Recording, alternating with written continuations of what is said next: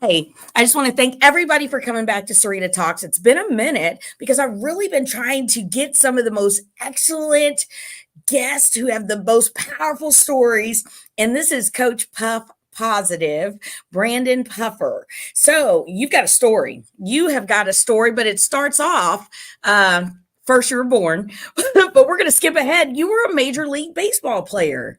Yes, ma'am, I did. Yes, I was Yeah. born, and then I had a childhood and all that good stuff. And then Yeah. yes, I was just my dream as a young boy, a young man, was always just be a Major League Baseball player. And I kind of thought if I ever got to achieve that dream, my life would be so complete and full. And fortunately, I did. And then realized that joy and peace and fulfillment doesn't necessarily come from those kind of achievements. Yeah. Yeah, exactly. And you know what? It's so crazy that you have to get there to figure that out. Would you Right, agree? I So tell do. us about some of the teams you played on. Sure. Yeah, I was fortunate enough in terms of like making it to the big leagues, the major leagues. I played for the Houston Astros, and I played Yeah. for the San Diego Padres and San Francisco Giants and the Boston Yeah. Red Sox. And then through the minor league systems, just several other affiliate systems, but just kind of didn't make it all the way up. But got to play in the minor league systems with them. That's nice. That's very Yeah. nice. Now let me ask you, over what kind of time frame did this were you playing professional or professional Baseball. baseball? Yeah, yeah. I'll tell you, I did want to be a professional basketball player. I just capped out in high school, but Okay. Well, good. I was halfway there. you were there. But no, so I graduated high school in 1994 and was drafted out of high school, went straight to rookie Nice. ball, and then ended up my career ended in 2008. So 1994 to 2008.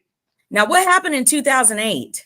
Yeah, so that's a Yeah. big part of my story. So Mhm. 2008, I was playing ball. I kind of full circle moment. I had, like you said, made it to the major leagues. I was back in Frisco, Texas, a AA affiliate for the Rangers. For those who have Okay. seen Bull Durham, I was kind of Crash Davis. I was the old guy who had made it, and I'm going to mentor these young like prospects, right? Yeah, And okay. so one night, there's a lot that kind of leads up to it, but literally one night I had a lot of addiction issues, a lot of just struggles in my life with those types of things. And I just kind of compromised one night and decided I would go out with the boys, knowing I didn't handle that very well. No Mm, judgment to people who can go socially drink. That's great for them. But I just didn't have yeah. an off switch. And Serena, and I had actually learned this previously, but I said, you know what? It's the end of the season. We're celebrating a championship. What's one more Yeah. time with the boys, right? And so that was September 13th, I believe, of 2008. My career's going well. I'm leading into being a professional pitching coach and all these Yeah. things. September 14th, I woke up in jail. I had committed a crime the night in my blackout that was pretty serious. And at first I didn't know. It was just kind of like my first experience with that. I'd never been in trouble. And then Yeah. I come to find out, moving forward, just how serious this was, and this would be a watershed, life-changing moment in my life for sure. Absolutely. And if you don't mind telling us what happened. I mean, you were blackout, which Yeah, let me tell you, you mentioned, yeah, people can go out and socially drink, but other people, that one drink never stops. And I right. remember that a lot of times when people are in rehab, they're like, one is too many and a million is never enough. So some people, and they, they talk about heredity and genetics and all of that. So you're just drinking and then you wake up in jail. But in the meantime, Yeah, no, absolutely. Yeah, I'll go into detail on that. And you're so right. yeah, Hereditary for me. My dad went through it. Same thing. So I knew better. And that was the thing, right? Like you right. have to experience to really learn. But at this point in my life, I knew that this was a Yeah. problem for me. And so all the it's all on me. I don't want to use the blackout or the drinking as an excuse. I knew this was a bad decision, and I chose to Yeah. go out and drink with the boys. And what happened was, and I think this really kind of leads back to some of my decision making, not only around alcohol, but also around promiscuity and some things. I was sexually abused as a child, and I'm always open about that because I like to give a voice to people who have been through that. And Amen. again, I'm sorry. Yeah. Amen. I'm glad someone stands up for, you know what I'm Yeah. saying? Well, what's crazy, Sheree, and I'm about to get into what happened that night, is Yeah. when I went and I got arrested and I went to prison, I was like, okay, now is the time to figure out what the heck's wrong with you. You're obviously broken. You've been through stuff. Something's wrong with you that gets you here. And I always just thought, I just have a drinking problem, or I did some failed drugs, whatever. And I realized, that sexual abuse carried through my life. Promiscuity was a big problem for me. Just that whole side of things was a problem for me. And I'm tying this together because sure enough, that night I went out, I had all those drinks. I went back to an apartment complex with a pitching coach and a clubhouse manager of mine who'd seen me out that night and said, "Ooh, you're a little out of character. Like, we haven't really seen this side of you. Let's bring you home. Let's just kind of go call it a night." Right. And to form A Million Was Never Enough, about 2, 3 in the morning, I was telling them, "Hey guys, I'm going to go out. I'm going to go find a party. I want to go have more fun." And come on, Puff, it's time to go to bed. It's not time for that. And I just was out on my own. Another side note to this is I had pitched and taken Adderall that night. And so my off switch was it wasn't there. And, no, not at all. Wasn't there. And so the previous year, just to paint this picture for you, I lived in the same apartment complex they lived in. And there was a young lady, 25, 26. We had babysat her daughter. I mean, just almost like a family friend. I'd only met her 1 or 2 times. We had no relationship or anything like that. And in this state of mind, something inside of me, the broken part of me, said, "I'm going to go over there and see what she's doing." 2, 3 in the morning. Yeah. So stupid. But when you've lived that way and that's been your life, it's like, yeah, this is a great idea. Knocked on the door. Nobody answered. I opened the door. It was unlocked. And that was the worst thing that I ever could have done and could have happened.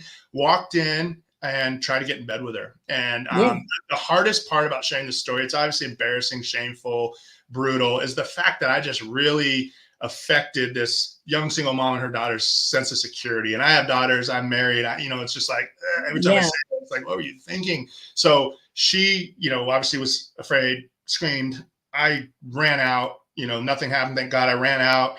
Was like, what the heck? Next thing you know, I'm arrested in the parking lot. And that's the first, the scream and kind of the officers surrounding was the first time I was like, okay. Woke up. Sobering up a little bit. What the heck's going on? But then even then, I guess not, because when I woke up in jail the next morning wearing orange by other inmates, my friend was there to bail me out. And I said, well, what happened? What's going on? He said, man, you called me last night. I hoped you were joking, but here you are. And so sure enough, that's what had happened. I finished the season. We had about 2 more days. I didn't tell anybody. I was hoping to sweep it under the rug. And as a lot of us know, what happens in the dark gets illuminated. Comes to light. Yeah.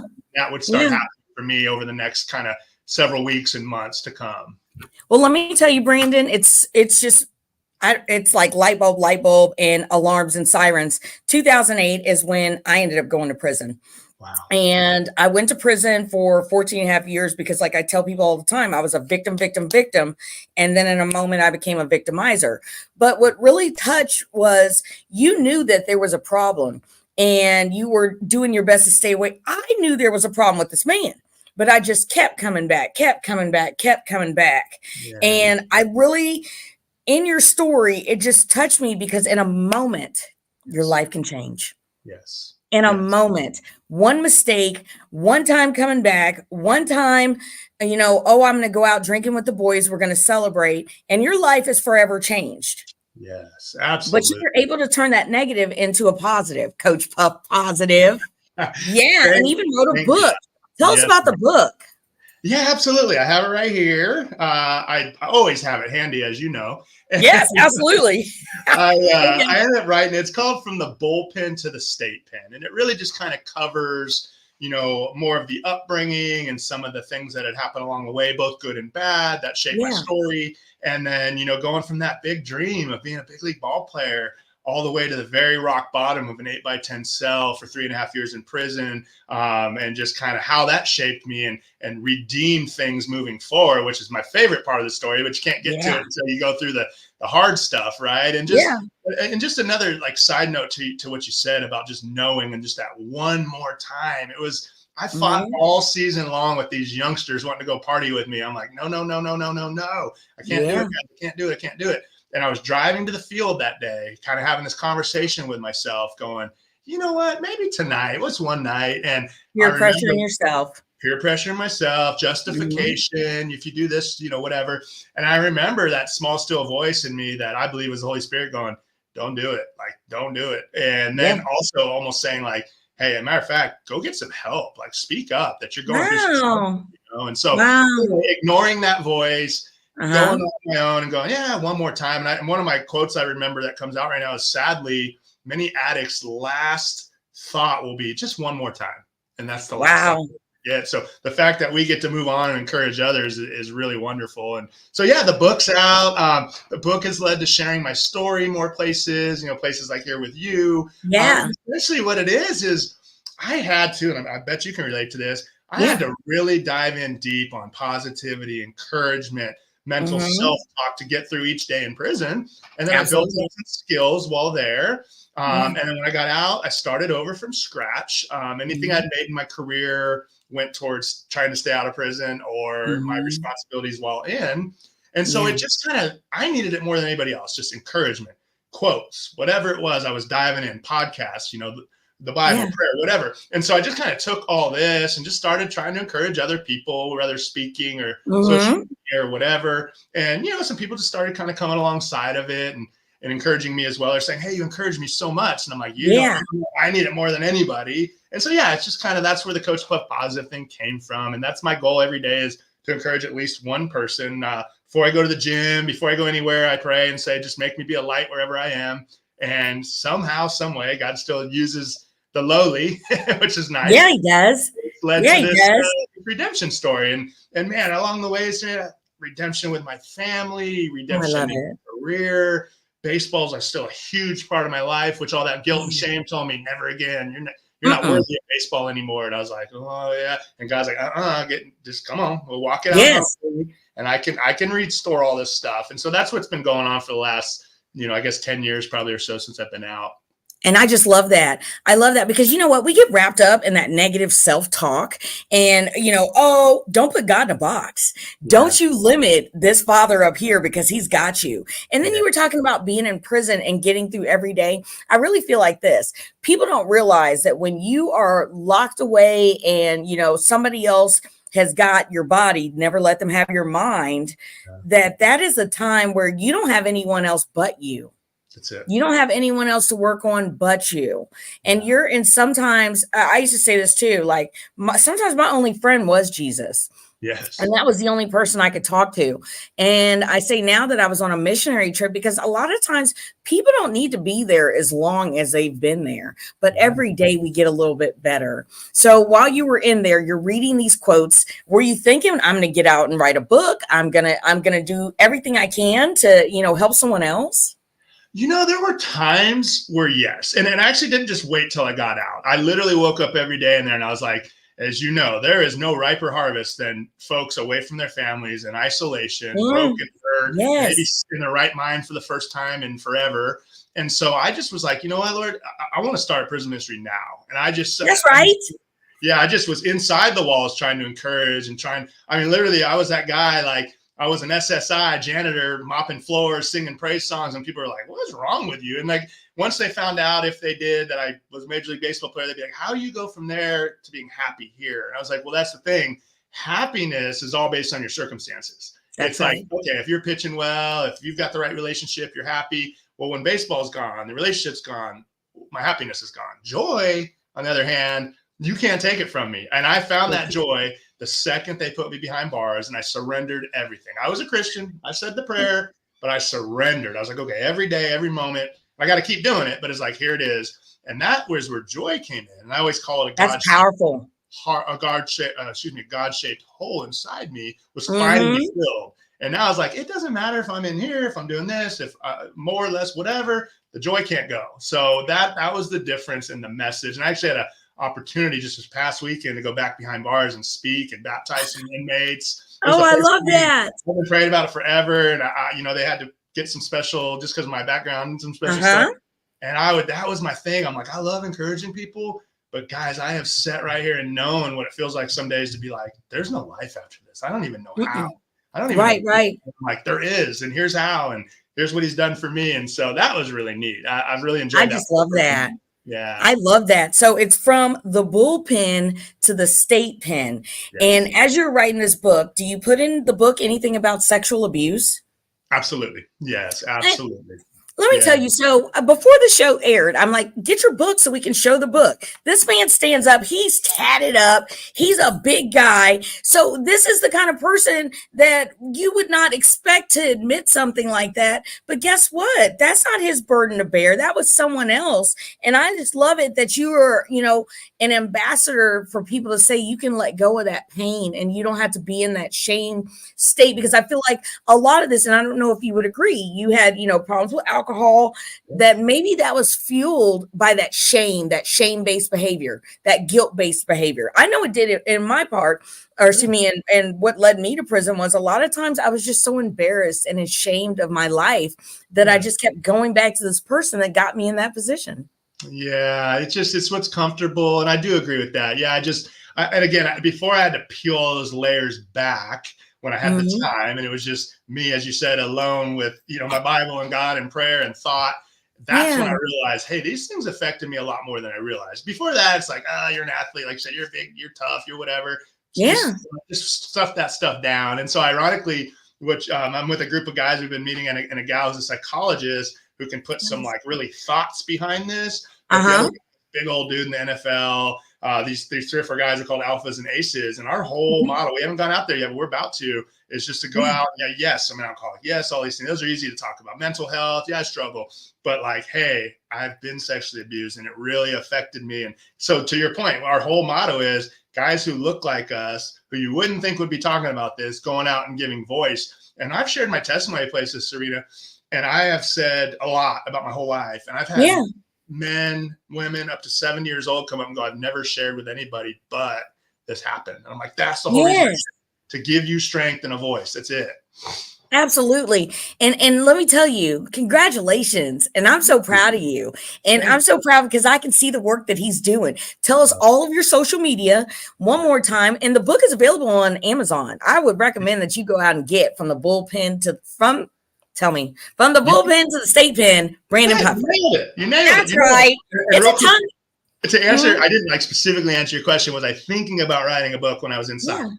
I felt led to. I kept a journal every single day, and I was like, maybe, I don't know, whatever. And then all of a sudden, it was like, boom! I got your buddies and my buddies involved.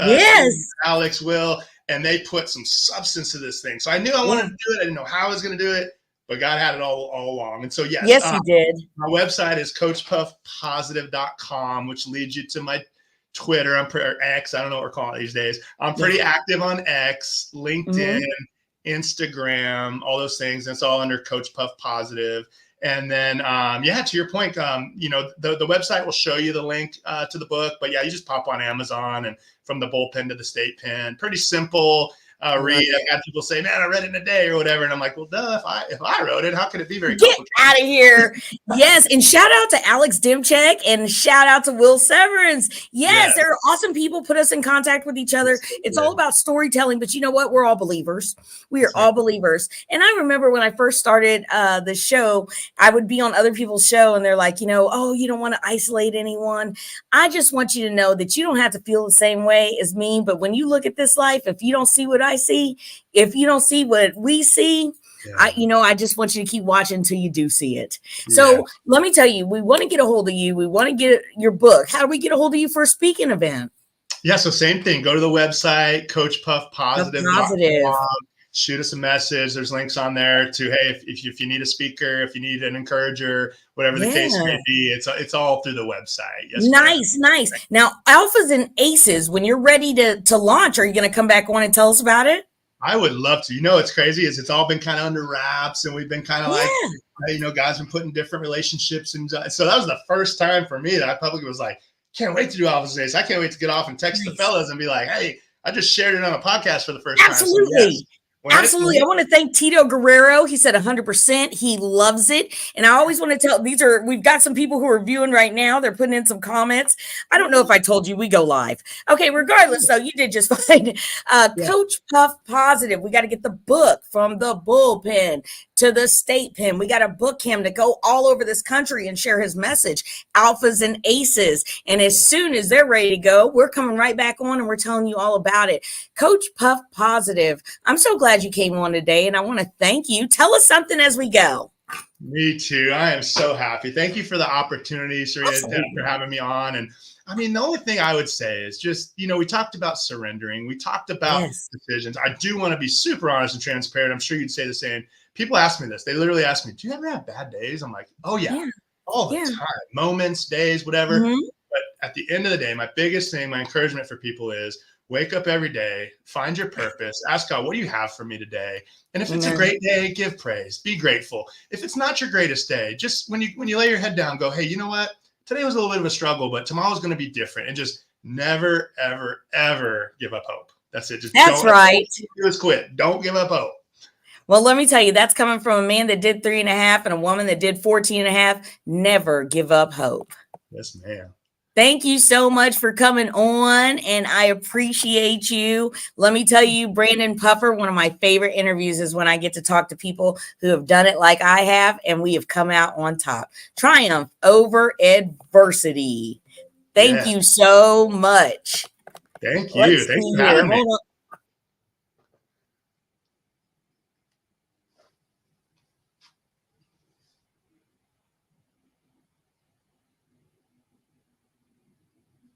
I'm back. Okay. There It it took is. a while to end the stream, and I guess what? We're still streaming.